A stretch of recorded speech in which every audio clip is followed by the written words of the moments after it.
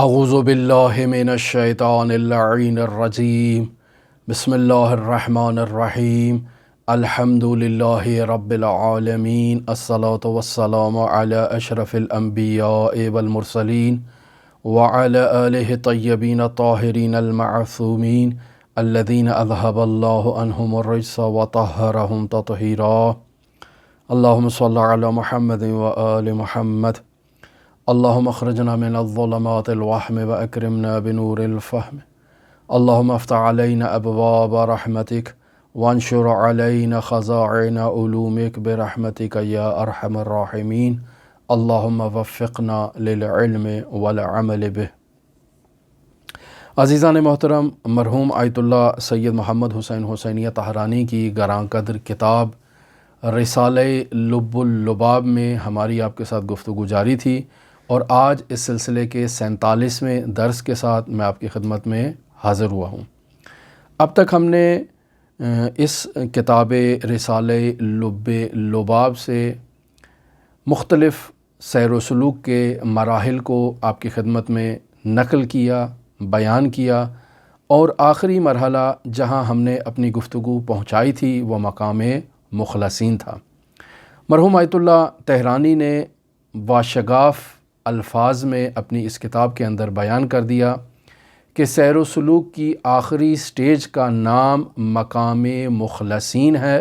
جسے قرآن مجید میں بیان کیا گیا ہے۔ اس بحث کے کمپلیٹ کرنے کے بعد گو کہ مقدماتی اور اجمالی بحث سیر و سلوک کی ہماری کمپلیٹ ہو گئی، اور آج در حقیقت ہم تفصیلی بحث کا آغاز کر رہے ہیں۔ لہٰذا در واقع یہ رسالہ لب اللباب کا دوسرا حصہ ہے، جس میں مرحوم آیت اللہ طہرانی عالم خلوص سے پہلے کے عوالم پر تفصیلی گفتگو کرنا چاہتے ہیں۔ لہٰذا ہم آیت اللہ طہرانی کی اس کتاب سے قدم بقدم آپ کی خدمت میں آگے چلتے ہیں، تاکہ آپ ہمارے ساتھ ہوں اور معلوم ہو کہ سیر و سلوک کے لیے انسان کو کن مراحل سے عبور کرنا پڑتا ہے، کون سی وادیوں سے گزر کے انسان سالک فنا فی اللہ اور مقام مخلصین کے مرتبے پر فائز ہوتا ہے۔ لہٰذا ایک نہایت ہی اہم بحث ہے۔ دوسرا مقدمہ جو میں آپ کی خدمت میں یہاں نقل کرتا چلوں وہ یہ ہے کہ آیت اللہ سید محمد حسین حسینیہ طہرانی نے اس آخری سٹیج کی جو مقام مخلصین ہے، اس سے پہلے جن مراحل کو سالک نے طے کرنا ہے، جن مقامات سے عبور کرنا ہے، انہیں قرآن مجید کی روشنی میں تو بیان کر رہے ہیں، لیکن اس بات کو مد نظر رکھا جائے کہ مختلف علماء نے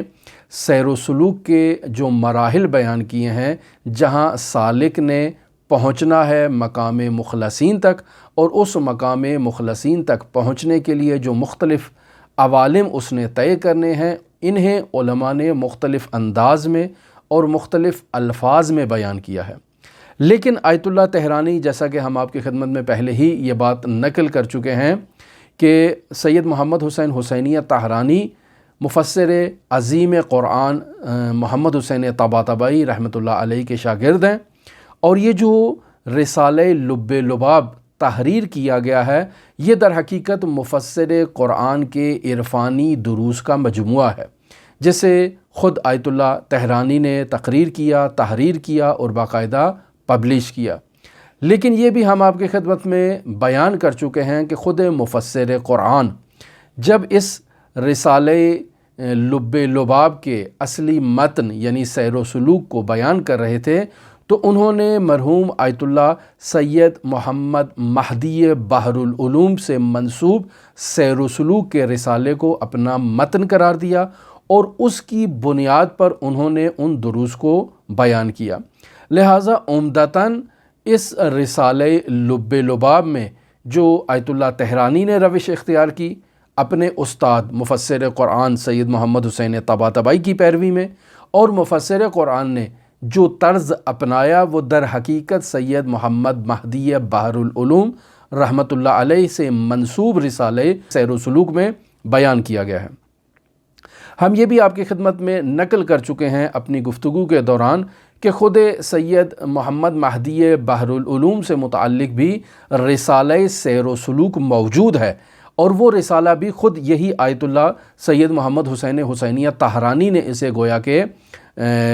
مرتب کیا اور دوبارہ اسے نظر ثانی کے بعد اسے انہوں نے پبلش کیا ہے، جو بازار میں موجود ہے۔ اور ہم نے آپ کی خدمت میں یہ پہلے مطلب بیان کر چکے ہیں کہ اگر ہمیں خداوند متعال کی توفیق ہمارے شامل حال ہوئی تو ہم اس رسالے کو بھی آپ کی خدمت میں بیان کریں گے۔ لیکن اب چونکہ سید محمد مہدی بحر العلوم کا متعدد مرتبہ ذکر ہمارے اس گفتگو میں آپ کے ساتھ ہو چکا ہے، اور ہماری بنا ہے، ارادہ ہے کہ ہم سید محمد مہدی بحر العلوم کے حالات زندگی پر مفصل گفتگو آپ کے ساتھ بیان کریں، لیکن یہاں اس مرحلے پر آ کر ہم ایک اجمالی تعارف اور مختصر حالات زندگی جسے بیوگرافی کہا جائے وہ بھی آپ کی خدمت میں سید محمد مہدی بحر العلوم سے متعلق بیان کرتے چلیں۔ سید محمد مہدی بحر العلوم در حقیقت 1155 ہجری قمری سے 1212 ہجری قمری کے درمیان یہ رہنے والے ایک جلیل القدر، فقی، مفسر، رجالی، اصولی، ایک گراں قدر عالم دین ہیں کہ جو مراجع تقلید شیعہ میں سے ان کا شمار ہوتا ہے اپنے عصر میں، اور ایک نہایت ہی گراں قدر شیعہ مرجع تقلید ہیں جنہوں نے ملت تشیع کی ریاست، زعامت عامہ کے وظائف کو انجام دیا ہے۔ سید مہدی بحر العلوم در حقیقت مرجعیت عظمیٰ شیخ وحید بہبہانی اور مرزا محمد مہدی خراسانی کے شاگرد ہیں۔ اگر ان کے حالات زندگی میں دیکھا جائے تو کافی تفصیلی حالات زندگی ان کے علماء نے نقل کیے ہیں، لیکن چونکہ ہم تمام ان حالات زندگی کو اپنی اس گفتگو میں آپ کی خدمت میں نقل نہیں کرنے کا ارادہ رکھتے، اجمالی طور پر عرض کرتے ہیں کہ زمانہ طالب علمی میں سید مہدی بحر العلوم مشہد مقدس تشریف لاتے ہیں سرزمین خراسان میں، اور 7 سال کی مدت یہاں زیر تعلیم رہتے ہیں، فلسفے کی تعلیم حاصل کرتے ہیں مرزا محمد مہدی خراسانی شہیدی کے پاس۔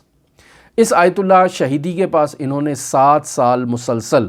فلسفے کی تعلیم حاصل کی، اور اس قدر نبوغ انہیں حاصل تھا کہ خود آیت اللہ خراسانی نے انہیں ان کی علمی صلاحیتوں کے پیش نظر اعتراف کرتے ہوئے ان کی عظمت علمی کا انہیں بحر العلوم کے لقب سے ملقب کیا۔ لہٰذا ہم دیکھتے ہیں کہ ان کا یہی لقب ان کے خاندان میں نسل در نسل چلتا آیا، اور آج بھی اس خاندان کے جتنے بھی افراد موجود ہیں انہیں اسی لقب یعنی بحر العلوم سے ہی یاد کیا جاتا ہے۔ یہ در واقع مرزا آیت اللہ خراسانی نے انہیں، مہدی خراسانی نے انہیں یہ لقب دیا تھا۔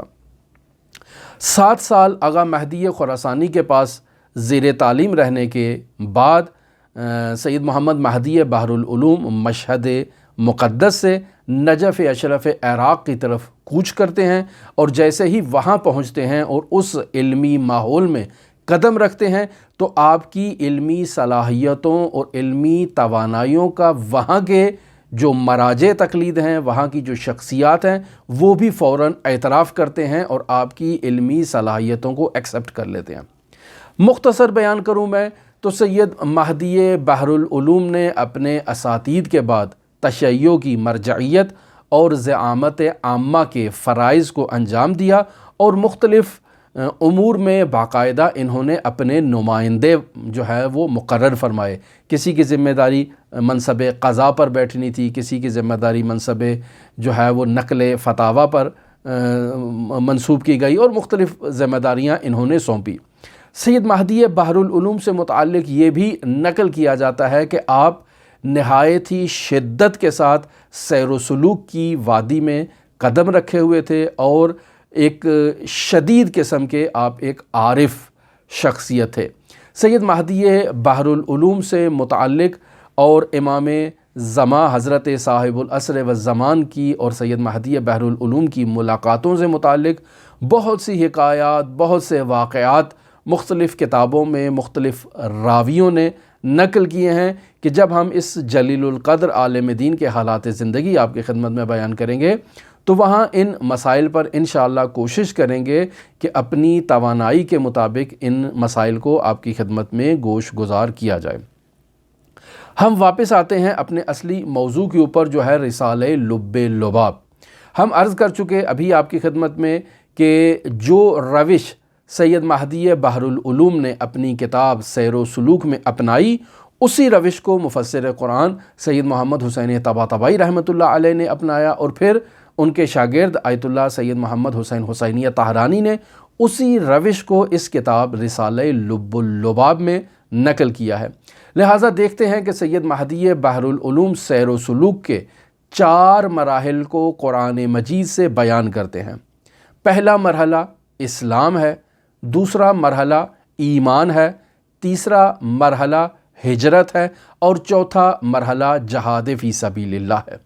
یہ 4 مراحل کو سید مہدی بحر العلوم قرآن مجید کا سہارا لیتے ہوئے انہیں بیان کرتے ہیں، جہاں پر خداوند متعال ارشاد فرماتا ہے، بسم اللہ الرحمن الرحیم، الذین آمنوا وہاجروا وجاہدوا فی سبیل اللہ۔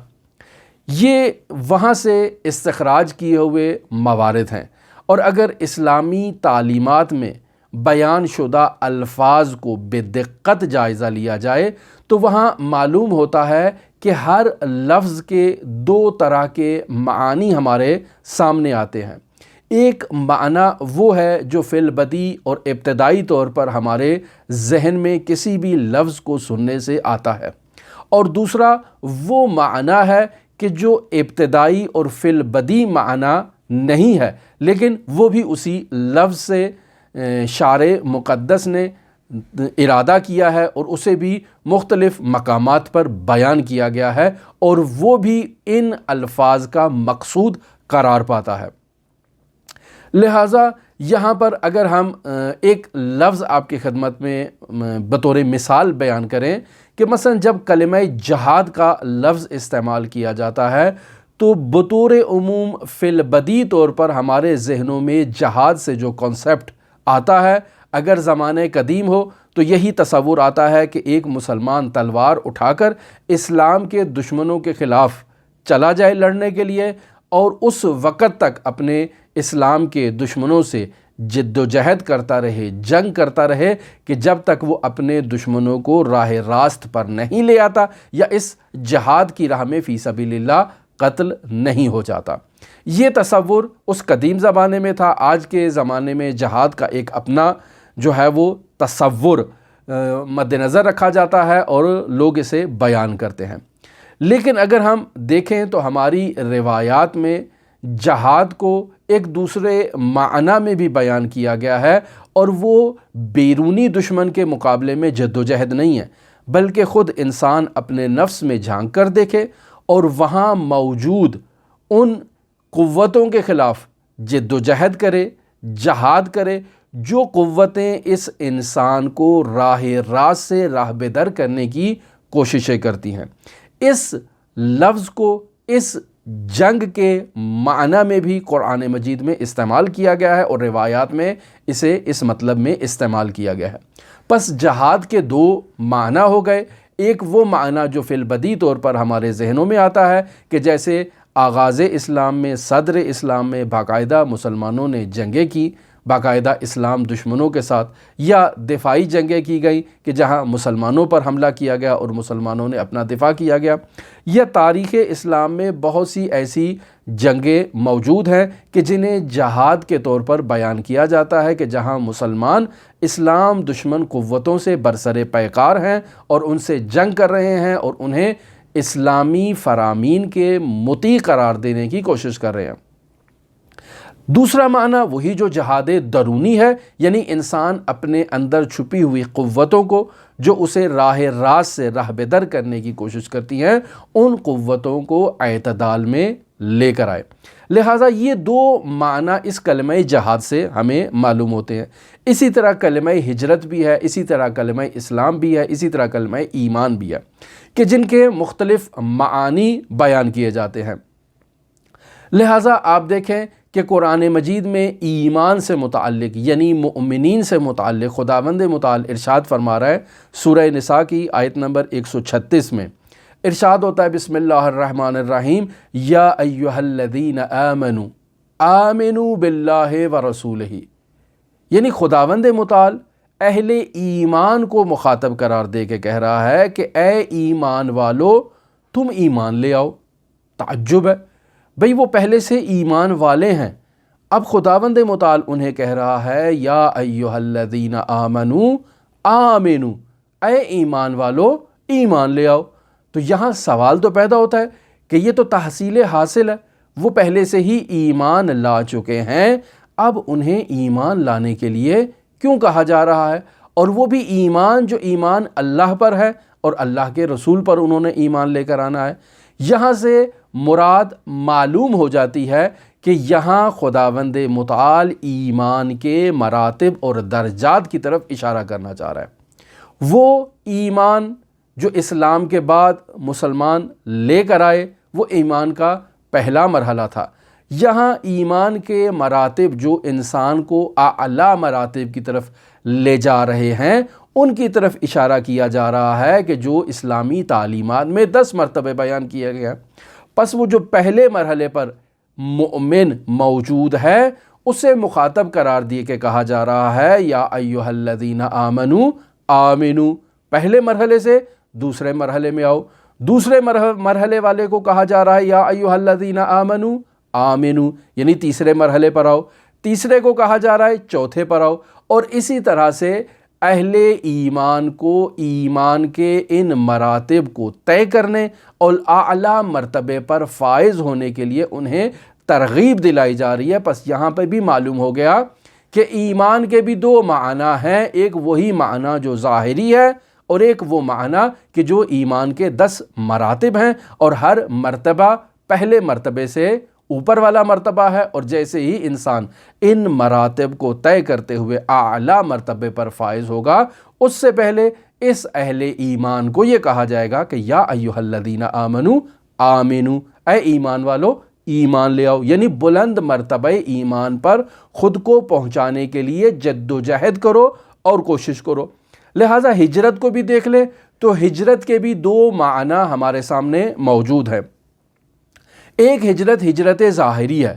میں ایک شہر سے اٹھتا ہوں اور دوسرے شہر کی طرف ہجرت کرتا ہوں۔ سوال کیوں کرتا ہوں؟ اپنے کاروبار کے لیے جا رہا ہوں، نوکری ہے، مشکلات ہیں، اقتصادی مسائل ہیں، ان چیزوں کے لیے۔ لیکن ایک ہجرت یہ ہے کہ میں جس شہر میں زندگی بسر کر رہا ہوں اس شہر میں مجھے اپنے دینی اعتقادات اور دینی رسومات کو ادا کرنے کی اجازت نہیں ہے، پابندیاں ہیں، مشکلات ہیں۔ تو ایسے میں اسلام نے مجھے یہ حکم دیا ہے کہ ایسے مقام کی طرف ہجرت کروں کہ جہاں مجھے میری دینی رسومات کی ادائیگی میں مجھے اختیار ملے، مجھے آزادی ملے۔ لہٰذا ایسے شخص کو کہ جو ایسا علاقہ ترک کر کے جہاں اسے دینی رسومات کی ادائیگی کی اجازت نہیں دی جا رہی، گویا کہ وہ دارالکفر ہے، اس مقام سے دارالاسلام کی طرف ہجرت کرنے کے لیے کہا جا رہا ہے۔ یہ ایک ہجرت ہے۔ مثلا خداوند متعال ارشاد فرما رہا ہے من یخرج من بیتہ مہاجرا الی اللہ ورسولہ، وہ شخص جو اپنے گھر سے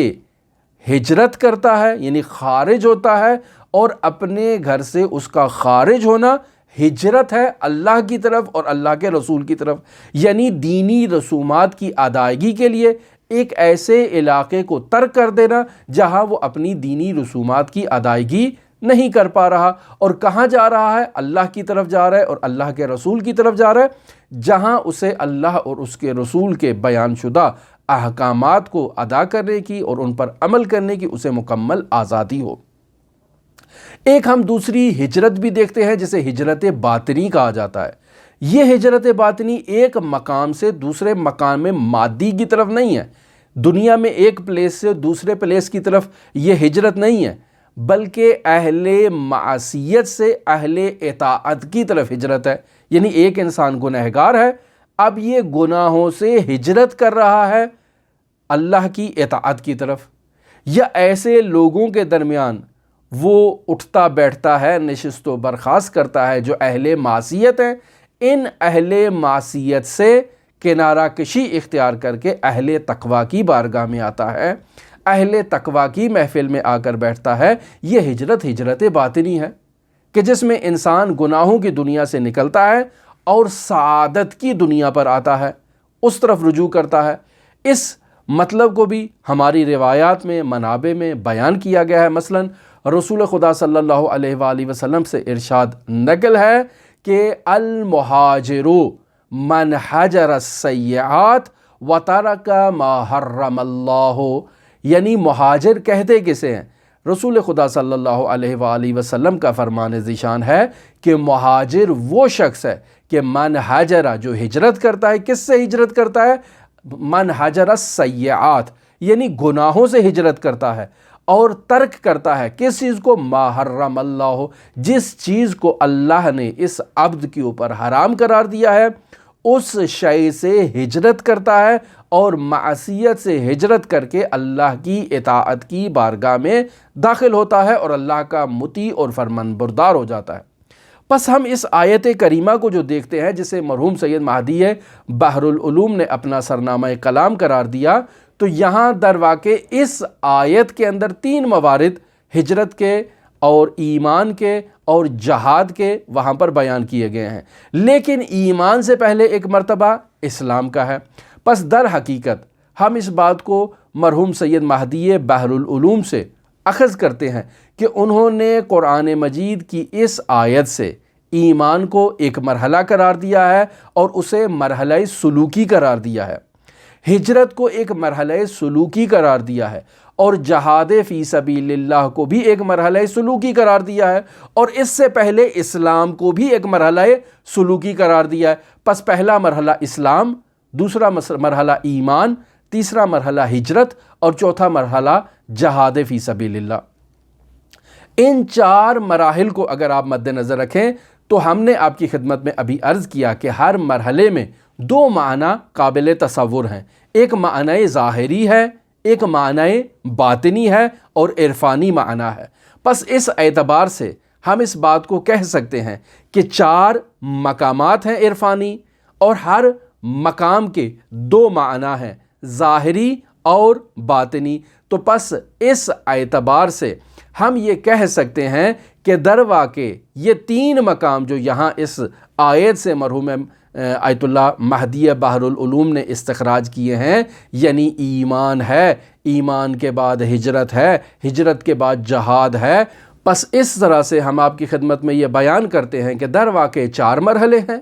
اور ہر مرحلے کے 2 معنی قابل تصور ہیں، اور پھر جب آپ اس کی اقسام کو بیان کریں گے تو ٹوٹل 12 مراحل عرفانی کو مرحوم سید مہدی بحر العلوم نے بیان کیا ہے۔ اب یہ مراحل میں آپ کی خدمت میں اگر بیان کروں تو پہلا مرحلہ ابتدائی ہے، دوسرا مرحلہ متوسط ہے، اور تیسرا مرحلہ ارتقائی ہے یا مرحلہ اعلیٰ ہے، جسے اس کتاب کے اصطلاح میں اصغر، اکبر اور اعظم سے تعبیر کیا گیا ہے، یعنی اسلام اصغر، اسلام اکبر اور اسلام اعظم، ایمان اصغر، ایمان اکبر اور ایمان اعظم، ہجرت میں بھی ہجرت صغریٰ، ہجرت کبریٰ اور ہجرت عظمیٰ، اور اسی طرح سے جہاد میں بھی جہاد اصغر، جہاد اکبر اور جہاد اعظم۔ سوال یہ پیدا ہوتا ہے کہ کیا یہ تقسیم کسی حصر عقلی کے تحت کی گئی ہے، یعنی کوئی ایسا عقلی قاعدہ ہے کہ جس کے مطابق ہمارے پاس اس آخری مرحلہ جو مقام مخلصین ہے اس سے پہلے یہ 12 مرحلے ایک سالک کو طے کرنے ہوں گے؟ آیا کوئی ایسی عقلی دلیل موجود ہے؟ تو فرماتے ہیں کہ نہیں، ایسی کوئی عقلی دلیل موجود نہیں ہے، یہ علماء نے اس طرح سے نقل کیے ہیں، مختلف کتابوں میں اس طرح سے بیان کیے گئے ہیں، اور ہم نے مرحوم سید مہدی بحر العلوم کی کتاب سیر و سلوک سے اسے استخراج کیا، اور آیت اللہ طہرانی نے اسی طرح سے اسے اپنے رسالہ لب لباب میں بیان کیا ہے۔ میں یہاں اس فصل کی اور اس باب کی اور اس مرحلے کے آغاز کا جو چیپٹر ہے، جو آغاز کی عبارت ہے، اسے آپ کی خدمت میں نقل کرتا ہوں تاکہ ہم آیت اللہ سید محمد حسین حسینیہ طہرانی کے متن کو لے کر آپ کے ساتھ آگے چلیں اور ان مراحل کو خود استاد آیت اللہ طحرانی سے سیکھنے کی کوشش کریں۔ لہٰذا آپ بھی باقاعدہ آیت اللہ طحرانی کی سائٹ کو کھول لیں اور وہاں سے کتاب سے باقاعدہ اس عبارت کو ہمارے ساتھ خط بخط لفظ بلفظ چلتے جائیں اور اس کا معنی دیکھیں کہ آیت اللہ طحرانی کیا کہنا چاہتے ہیں۔ فرماتے ہیں بنابراین کاملاً عوالم مقدمے بر عالم خلوص را طے کنت، یعنی ہم نے آپ کی خدمت میں بیان کیا کہ عرفان کی آخری سٹیج اور آخری مرحلے کا نام مقام خلوص ہے، کہ جہاں ایک سالک جو ہے وہ مقام مخلصین پر فائز ہو جاتا ہے۔ سوال یہ پیدا ہوتا ہے کہ اس مقام مخلصین سے پہلے کون سے مراحل کو اس نے طے کرنا ہے تاکہ وہ اس مرحلے پر اور اس سٹیج پر فائز ہو جائے؟ تو آیت اللہ طحرانی کہتے ہیں کہ بنابراین باید کاملاً عوالم مقدمے بر عالم خلوص را طے کنت، یعنی نتیجتاً یہ بات واضح ہو جاتی ہے کہ ایک سالک کے لیے یہ ضروری ہے کہ وہ عالم خلوص سے پہلے اور مقدم جو عوالم ہیں ان عوالم کو طے کرنا ایک سالک کے لیے ضروری ہے۔ و اجمال آن را خداوند تبارک و تعالی در این آیہ مبارک فرموده است، یعنی ان مراحل کو جسے سالک نے مقام مخلصین سے پہلے طے کرنا ہے، ان مراحل کو خداوند متعال اس آیے میں نقل فرما رہا ہے اور بیان فرما رہا ہے۔ وہ مراحل کون سے ہیں؟ بسم اللہ الرحمن الرحیم، الذین آمنوا وہاجروا وجاہدوا فی سبیل اللہ باموالہم وانفسہم، یعنی جو لوگ ایمان لائے اور ایمان لانے کے بعد انہوں نے ہجرت کی اور اپنے اموال سے اور اپنی جانوں سے راہ خدا میں انہوں نے کیا کیا ہے؟ جہاد کیا ہے۔ ان لوگوں کے لیے خداوند متعال فرما رہا ہے اعظم درجتاً عند اللہ، اللہ تبارک و تعالیٰ کے نزدیک ان لوگوں کے لیے عظیم درجہ موجود ہے۔ وَأُولَئِكَ هُمُ الْفَائِزُونَ، اور یہی لوگ جو ہیں یہ مقام فوز پر فائز ہوں گے اور کامیاب ہوں گے۔ پھر اس کے بعد خداوند متعال انہی تین مرحلوں کو یعنی تین درجات کو جو اس آیت میں خداوند متعال نے بیان کیے ہیں، انہیں بیان کرنے کے بعد خداوند متعال انہیں بشارت دے رہا ہے۔ لہٰذا فرما رہا ہے یبشرہم ربہم برحمت منہ، یعنی ان کے پروردگار نے انہیں اپنی رحمت کی اور اپنی خوشنودی کی اور ان لوگوں کے لیے اپنی جنتوں کی خوشخبری انہیں خداوند متعال نے سنا دی ہے، یعنی یبشرہم ربہم برحمت، بشارت دی ہے ان کے پروردگار نے انہیں بشارت دی ہے اپنی رحمت کی، ورضوان، اور رضوان کی بشارت دی ہے، وجنات، اور جنت کی بشارت دی ہے، لہم فیہا نعیم مقیم خالدین فیہا ابدا، یعنی یہ اس جنت میں اس کی نعمات میں مقیم ہوں گے اور وہاں ہمیشہ خلود اختیار کریں گے اور دائمی طور پر اپنے پروردگار کی ان نعمات سے بہرہ مند ہوں گے اور استفادہ کریں گے۔ ان اللہ عندہ اجر عظیم، اللہ کے نزدیک اپنے ان بندوں کے لیے عظیم اجر موجود ہے۔ یہ آپ دیکھیں تو سورہ توبہ میں آیت نمبر 20 سے لے کر آیت نمبر 22 تک یہ مطلب خداوند متعال نے انہی مراحل سلوکی کو وہاں پر بیان کیا ہے۔ لہٰذا آیت اللہ طحرانی کہتے ہیں بنابراین عوالم مقدم بر عالم خلوص، یعنی مقام مخلصین پر فائز ہونے سے پہلے جن مقامات کو ایک سالک نے طے کرنا ہے وہ عوالم کون سے ہیں؟ اول اسلام، دویم ایمان، سوم ہجرت، اور چہارم کیا ہو جاتا ہے؟ جہاد فی سبیل اللہ ہے۔ پس اس آیت کی روشنی میں آیت اللہ طحرانی عالم خلوص سے پہلے چار عوالم کو ہمارے لیے بیان کریں۔ پھر فرماتے ہیں وچون جہاد این مسافر جہاد اکبر است، چونکہ یہ جو سیر و سلوک میں ایک مسافر سفر کر رہا ہے، جد و جہد کر رہا ہے، مہاجرت کر رہا ہے اور گناہوں کو ترک کر کے خداوند متعال کی اطاعت کی طرف آ رہا ہے، اپنے نفس پر کنٹرول کرتے ہوئے اپنے نفس کو مہار کر رہا ہے اور خداوند متعال کی اطاعت کی راہ میں اسے گامزن کرنے کے لیے کوشش کر رہا ہے تو اس شخص کا جہاد جو ہے وہ جہاد اصغر نہیں ہے بلکہ جہاد اکبر ہے۔ کیوں؟ چونکہ رسول خدا صلی اللہ علیہ وآلہ وسلم نے اپنے اصحاب سے اس بات کو بیان کر دیا ہے، اور ہم یہ پہلے بھی نقل کر چکے کہ وسائل الشیعہ میں 11ویں جلد ہے اور اس میں کتاب ہے ابواب جہاد بالنفس۔ مرحوم آیت اللہ شیخ محمد تقی بہجت فومنی رحمۃ اللہ علیہ بیان کیا کرتے تھے کہ جب ان سے کوئی اخلاقی نصیحتوں کا تقاضا کرتا تو وہ فرماتے کہ میرے لیے بہت ہی دشوار ہے کہ میں کسی کے لیے اخلاقی مطالب کو بیان کروں، لہٰذا آپ کو اتنا کہتا ہوں کہ ہر روز کتاب وسائل الشیعہ جلد نمبر 11 میں ابواب جہاد بالنفس میں سے ہر روز ایک حدیث کا مطالعہ کریں اور اسے اپنے اوپر جاری کرنے کی کوشش کریں۔ 1 سال کے بعد آپ اپنے وجود میں تبدیلی کو خود بخود مشاہدہ کریں گے۔ اکثر لوگوں کے سامنے جب یہ میں مطلب بیان کرتا ہوں تو وہ ہم سے یہ سوال کرتے ہیں کہ کیا وسائل الشیعہ کی 11ویں جلد میں ابواب جہاد بالنفس کا اردو ترجمہ موجود ہے یا موجود نہیں ہے؟ تو عزیزان محترم، ہمارا زیادہ تر سروکار فارسی اور عربی متون سے ہوتا ہے، اردو میں ترجمہ ہوا ہے یا نہیں اس سے ہمارا زیادہ تر سروکار نہیں ہے، لیکن میری معلومات میں یہ بات آئی ہے کہ اردو میں یہ ترجمہ موجود ہے اور ظاہراً اس کی PDF فائل بھی انٹرنیٹ پہ قابل دستیاب ہے، وہاں پر آپ اسے رجوع کر سکتے ہیں۔ لیکن فارسی زبان میں تو بہت ہی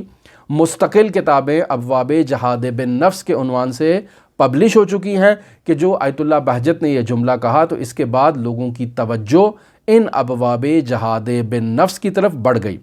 اسی ابواب جہاد بالنفس میں پہلی حدیث کی طرف اگر ہم رجوع کریں تو وہاں یہ حدیث نقل کی جاتی ہے کہ رسول خدا صلی اللہ علیہ وآلہ وسلم ایک سریے سے جب واپس تشریف لائے تو رسول خدا موجود تھے مدینے میں، اور اصحاب جب سریے سے واپس تشریف لائے اور رسول خدا صلی اللہ علیہ وآلہ وسلم کی خدمت میں شرف یاب ہوئے تو رسول خدا نے ان کو ان زخموں کو دیکھتے ہوئے کہ یہ اس قدر جد و جہد کر کے آئے ہیں، زخمی ہیں، مشقتیں اٹھا کر آئے ہیں، تکالیف اٹھا کر آئے ہیں، انہیں فرمایا مرحبا بقوم قضوا جہاد اصغر وبقی علیہم جہاد الاکبر۔ ایک اس قسم کا جملہ میری چونکہ میں اس وقت اس کو رجوع کر کے نہیں پڑھ رہا تو ممکن ہے میری تعبیر میں تھوڑے اشتباہات ہوں، لیکن اس قسم کا ایک جملہ رسول خدا صلی اللہ علیہ وآلہ وسلم نے بیان فرمایا۔ یہاں مرحوم آیت اللہ طحرانی بھی رسول خدا صلی اللہ علیہ وآلہ وسلم سے ایک ایسا ہی مشابہ جملہ نقل کر رہے ہیں، چونکہ یہ مختلف انداز میں رسول خدا صلی اللہ علیہ وآلہ وسلم سے یہ عبارت نقل ہوئی ہے۔ مثلا ایک جنگ سے رسول خدا صلی اللہ علیہ وآلہ وسلم جب واپس آئے تو اپنے اصحاب کو مخاطب قرار دے کے کہتے ہیں رجعنا من الجہاد الاصغر، کہ ہم واپس لوٹے ہیں، ہم نے رجوع کیا ہے جہاد اصغر سے۔ کس کی طرف رجوع کیا ہے؟ الی جہاد الاکبر،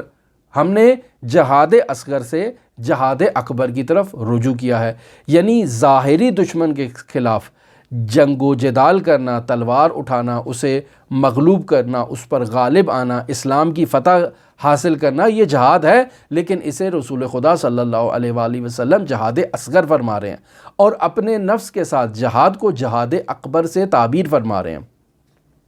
پس آیت اللہ طحرانی فرماتے ہیں پس شرط در این سفر است کہ اسلام و ایمان، ایمان مجاہد و اسلام و ایمان اکبر باشد، یعنی راہ سیر و سلوک کے مسافر یعنی سالک کے لیے جہاد جو ہے وہ کیا ہے؟ جہاد اکبر ہے۔ ایک سالک جو جہاد کر رہا ہے وہ کبھی بھی جہاد اصغر سے فنا فی اللہ اور مقام مخلصین پر فائز نہیں ہو سکتا ہے۔ وہ جہاد اصغر کرے گا، جہاد اصغر میں اپنے دشمن پہ یا غالب آ جائے گا تو غازی کہلائے گا، اور اگر اپنے دشمن پر غالب نہیں آتا اور اس کا دشمن اسے شہید کر دیتا ہے تو یہ مجاہد ہے، شہید فی سبیل اللہ ہے، اور خداوند متعال کی راہ میں شہید ہونے والا ایک بلند مرتبے پر فائز ہوگا، لیکن مقام مخلصین پر فائز نہیں ہوگا۔ مقام مخلصین پر فائز ہونے کے لیے اس شخص کو جہاد اکبر میں قتل ہونا ہوگا، اور جب یہ شخص جہاد اکبر میں مجاہدت کرے گا اور وہاں پر شہید ہوگا تب اسے کہا جائے گا کہ یہ مقام مخلصین پر فائز ہوا ہے۔ پس مجاہد فی سبیل اللہ کا جہاد جہاد اصغر نہیں ہے بلکہ جہاد اکبر ہے۔ اسی لیے اس مجاہد کا اسلام اور اس مجاہد کا ایمان بھی اسلام اصغر اور ایمان اصغر نہیں ہوگا، بلکہ اس کا ایمان بھی ایمان اکبر ہوگا اور اس کا اسلام بھی اسلام اکبر کہلائے گا، وگرنہ یہ مسافر جو ہے وہ کبھی بھی مقام مخلصین پر نہیں پہنچ سکتا۔ آیت اللہ تہرانی یہاں پر بیان کر رہے ہیں، وبعد از آن طالب را سزد کے دامن ہمت بر کمر زدے، یعنی اسلام اور ایمان کو اسلام اکبر اور ایمان اکبر کے مراحل سے عبور کرنے کے بعد ایک سالک کے لیے یہ ضروری ہے کہ وہ کمر ہمت باندھے، وبا رسول باطن، جو اس کا قلب ہے، با رسول باطن بے معاونت رسول ظاہر یا خلیفہ آن را مجاہدت کر دے، یعنی انسان اپنے رسول باطن کے ساتھ مل کر رسول ظاہر یا اس کے خلیفہ کی مدد سے ہجرت کرے۔ اور اب اس کی ہجرت جو ہے وہ ہجرت اصغر نہیں، بلکہ ہمیں یہاں پر ہجرت کبریٰ کی ضرورت ہے، اور پھر ہجرت کبریٰ کے بعد بھی ہجرت عظمیٰ کی ضرورت ہے، کہ جہاں پر انسان اس مرحلے کے بعد جو ہے وہ مقام مخلصین پر فائز ہو سکتا ہے۔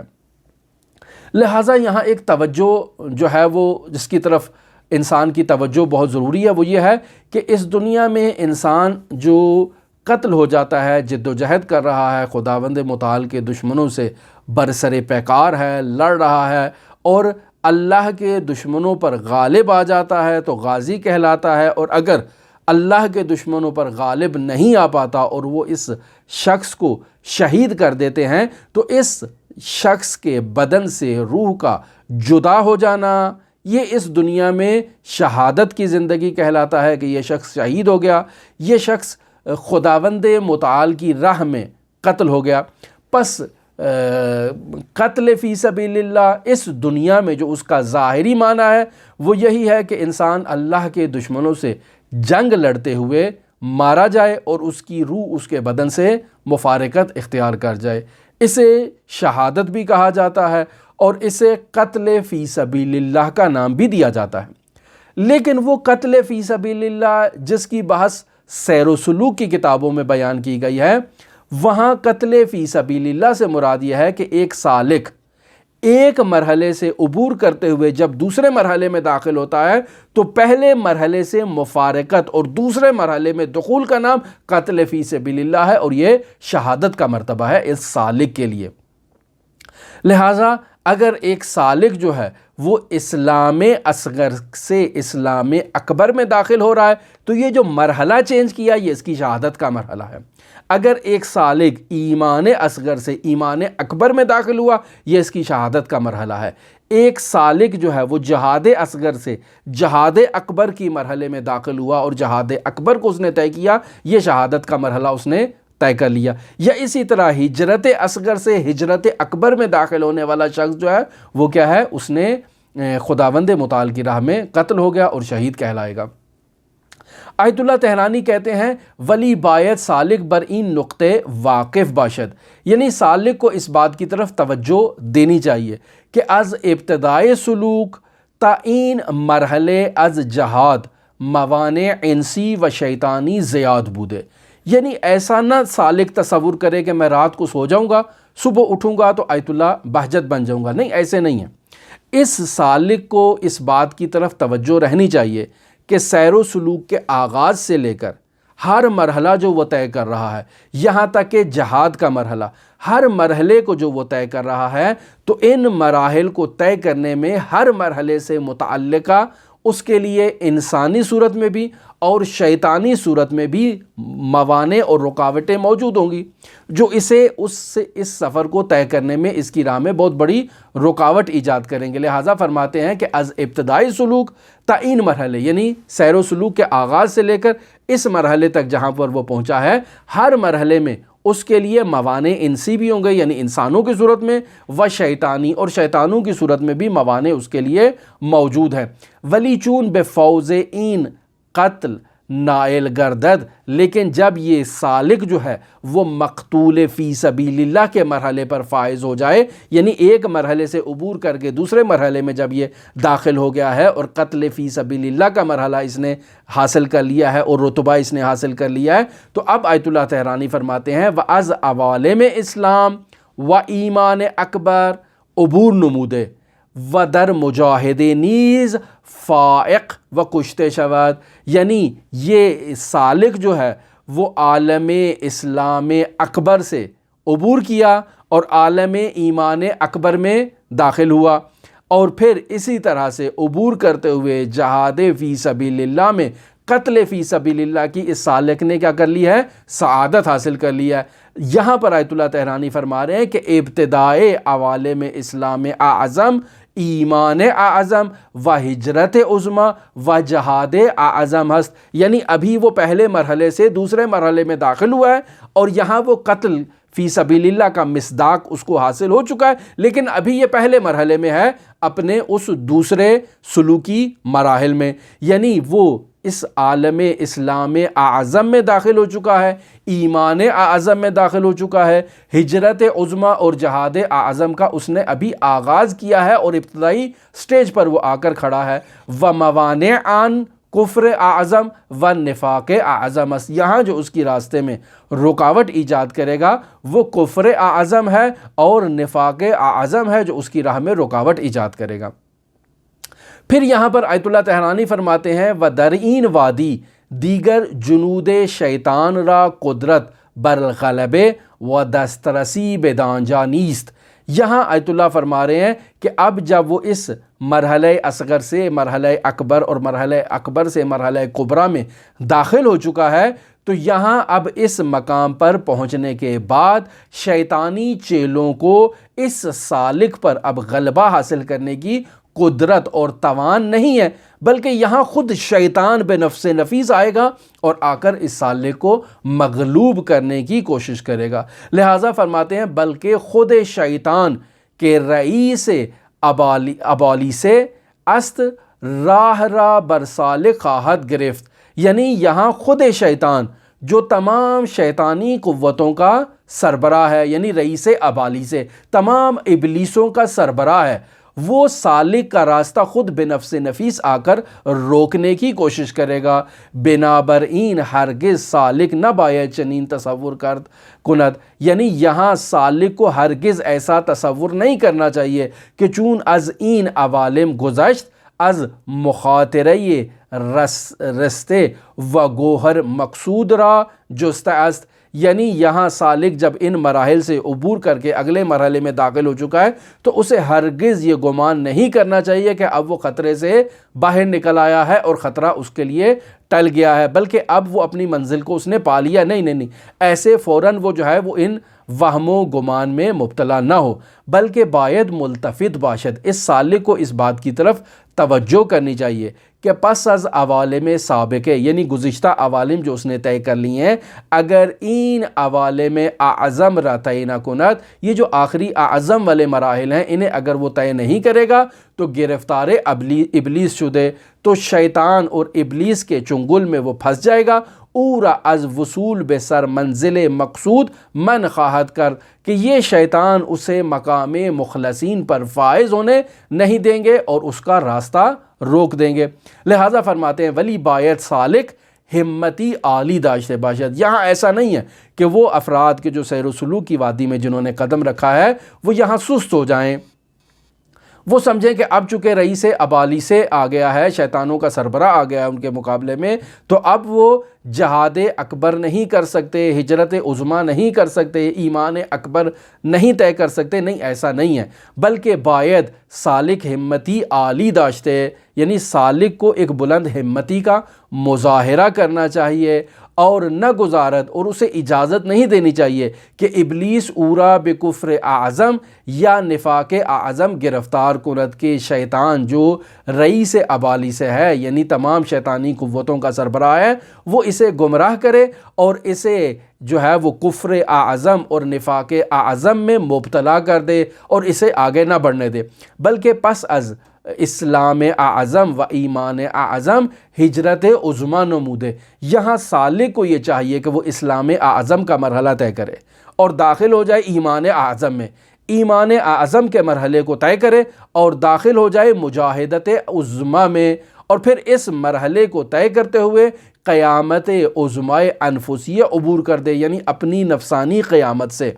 عبور کرتے ہوئے وادی مخلصین وارد گردد، یہ مخلصین کی وادی میں داخل ہو جائے، جس کے متعلق ہم پہلے بھی کہہ چکے کہ مقام مخلصین پر فائز جو افراد ہیں وہ روز محشر کے محاسبے سے مستثنیٰ ہیں۔ کیوں؟ چونکہ وہ مقام قیامت عظمیٰ سے عبور کر چکے ہیں، انہوں نے اپنا حساب پہلے ہی دے دیا ہے اور اب انہیں مزید حساب کتاب دینے کی ضرورت نہیں ہے۔ اب یہاں آیت اللہ تہرانی رحمۃ اللہ علیہ ایک دعا کر رہے ہیں، میرے لیے بھی اور آپ کے لیے بھی، اور رزقنا اللہ انشاءاللہ تعالی، یعنی اللہ تبارک و تعالی ہماری مدد کرے، ہماری نصرت کرے اور ہمارے نصیب میں یہ رزق کرے کہ ہم ان مراحل سے عبور کرتے ہوئے ہم جو ہے وہ مقام مخلصین پر فائز ہوں۔ یہ وہ مراحل تھے جن کا خلاصہ آیت اللہ تہرانی نے یہاں پر بیان کیا بطور اجمال۔ سیر و سلوک کی آگے کی جو مباحث ہیں جن میں آیت اللہ تہرانی انہی مطالب کو تفصیلی طور پر